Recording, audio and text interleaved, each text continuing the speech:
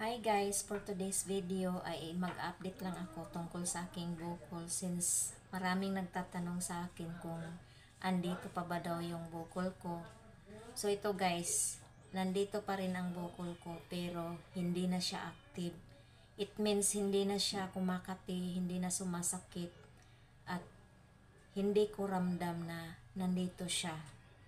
Dahil siguro sa iniinom kong malunggay. Yes guys, malunggay na lang talaga ang iniinom ko.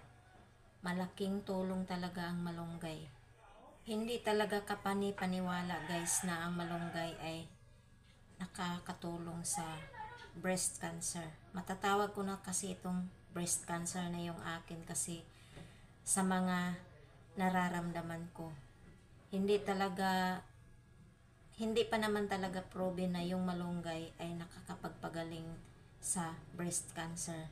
Pero sa naobserbahan ko sa sarili ko, hindi naman ako nagpa-check nito pero nagre-research ako tungkol sa breast cancer.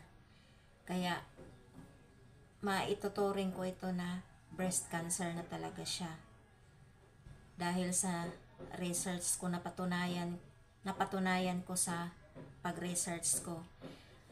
Alam nyo guys, nakakatulong talaga ang malunggay. 4 time na itong nag-trigger sa akin, yung bukol ko. Sobrang sensitive na siya, pero malunggay lang talaga ang nakakatulong. At syempre guys, nakakatulong ng malaki ang pag-iwas ng mga bawal na pagkain. Syempre, tao lang tayo. Minsan, natutokso talaga tayo sa mga pagkain na masasarap. Pero, nasa sa atin din yan kung gusto nating gumaling. Kailangan pilitin talaga na hindi tayo kakain sa mga bawal na pagkain. Ako rin guys, natokso din ako. Kaya nga umabot ng pang-apat na nag-trigger ang bukol ko.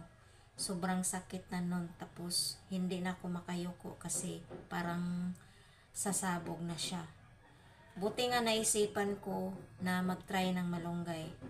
Hindi ko akalain na ang malunggay talaga ay nakakatulong. Pero, masasabi ko talaga, proven ko guys na nakakatulong talaga siya.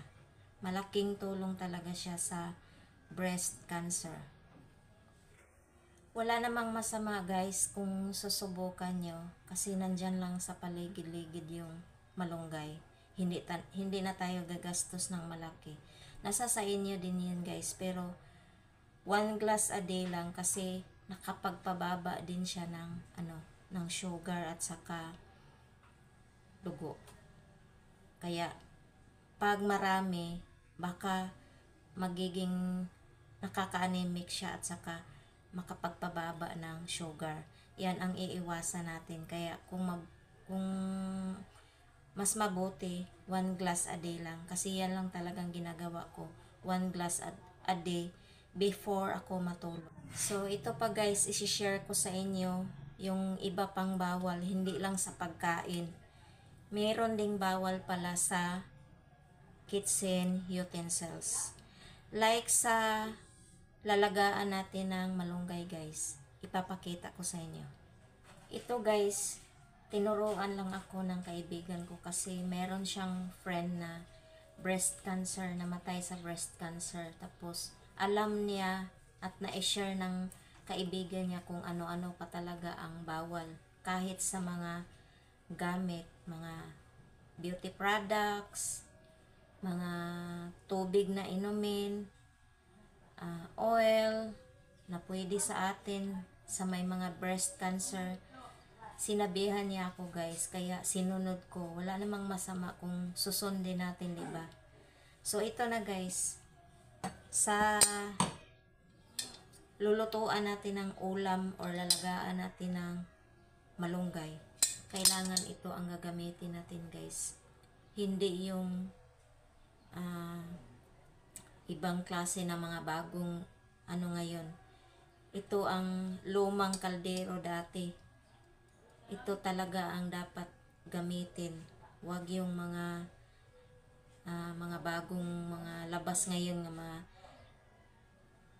kitchen utensil. Ito daw dapat. Kaya ganito rin ang nilulutuan ko ng pagkain ko, ulam ko. Ganito din. At saka sa tubig inumin guys, bawal daw ang mineral water, mga bottled water. Dapat daw yung kung safe lang sa inyo, kung meron kayong deep well, yung tubig puso, yun ang mas maganda daw inumin. Pero depende na yan sa inyo guys. Ako, ang iniinom ko ay galing sa deep well. Hindi na ako umiinom sa tubig gripo. Kasi yung tubig gripo ay meron siyang chlorinated siya. Tingnan nyo, obserbahan nyo, di ba, pag gagawa kayo ng ice mula sa tubig gripo, pag ma-melt siya, meron siyang mga puti-puti na hindi nandun sa tubig. Parang ano yun eh. Basta meron siyang puti-puti. Tapos kung yun daw ang iinumin natin pag meron tayong breast cancer, mas lalong lalala kasi kakapit yan dito sa ating bukol. Kaya hindi na ako umiinom guys. Bago ko lang to nalaman na hindi rin din daw dapat yung mineral, yung mga refill na tubig, mineral water, kasi iwan ko, meron yata yung hinahalo, pero hindi ko alam, basta bawal daw yun. Kaya hindi na ako umiinom ng mineral water. Ang iniinom ko is tubig puso. Yung kinuhaan ko ng tubig puso guys, safe naman kasi malayo sa mga bahay. Malayo sa mga ang nakaano doon guys, kasi marami siyang kahoy na malalaki, punong kahoy. Kaya prove ko na malinis yun. Kaya kung kayo iinom kayo ng tubig puso guys, siguraduhin nyo na safe kayo at saka safe inumin, hindi contaminated. Kasi mahirap na eh. Sa mga beauty products guys, sabi ng friend ko, kasi hindi naman talaga ako gumagamit ng mga beauty products. Sanay akong walang gamit. Hindi ako nagagamit ng lotion, lahat-lahat pulbo, makeup. Never akong gumamit ng mga beauty products. Yung pampaputi, hindi. Sabi ng friend ko, kasi daw yun eh, okay lang siguro kung mga mild na beauty products. Lalo na yung pampaputi, pampakinis, dapat daw iwasan. Kasi may chemicals yun. Mas lalong nakakasama. At sa cooking oil naman guys, ang pwede sa atin is olive oil. Ito yung ginagamit ko guys, kasi minsan masarap kumain ng mga gisa-gisa na mga ulam like kangkong, alugbati.